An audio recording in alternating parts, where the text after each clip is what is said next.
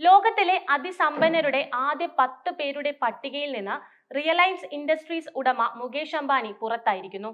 Hurun rich list 2025 ഏഷ്യയിലെ ഏറ്റവും വലിയ കോടീശ്വരൻ എന്ന സ്ഥാനം ഇത്തവണയും മുകേഷ് അംബാനി നിലനിർത്തി. കടം കൂടിയതോടെ മുകേഷ് അംബാനിയുടെ ആസ്തിയിൽ മുൻവർഷത്തേക്കാൾ 1 ലക്ഷം കോടി രൂപയുടെ കുറവുണ്ടായെന്നാണ് ഹുറൂൺ റിപ്പോർട്ട് ചെയ്യുന്നത്. ടെസ്ലയുടെ chief executive officer Elon Musk ആണ് ഇത്തവണയും പട്ടികയിൽ 1-ാം സ്ഥാനത്തുള്ളത്. മസ്കിന്റെ ആസ്തി മുൻവർഷത്തേക്കാൾ 82% ഉയർന്ന് $42,000 കോടി ആയി. ആമസോണിന്റെ ജെഫ് ബെസോസ്, ഫേസ്ബുക്ക് സഹസ്ഥാപകൻ മാർക്ക് സുക്കർബർഗ്, ഒറക്കിളിന്റെ ലാറി എൽസൺ, ആഗോള നിക്ഷേപകൻ വാറൻ ബഫറ്റ് എന്നിവരാണ് ആദ്യത്തെ 5 സ്ഥാനങ്ങളിലുള്ളവർ. സമ്പന്നരുടെ എണ്ണത്തിൽ 3-ാം സ്ഥാനത്തുള്ള ഇന്ത്യയിൽ മൊത്തം 284 കോടീശ്വരന്മാരാണുള്ളത്. പുതുതായി 13 പേർ ഇന്ത്യയിൽ നിന്ന് ഉൾപ്പെടുകയും ചെയ്തു.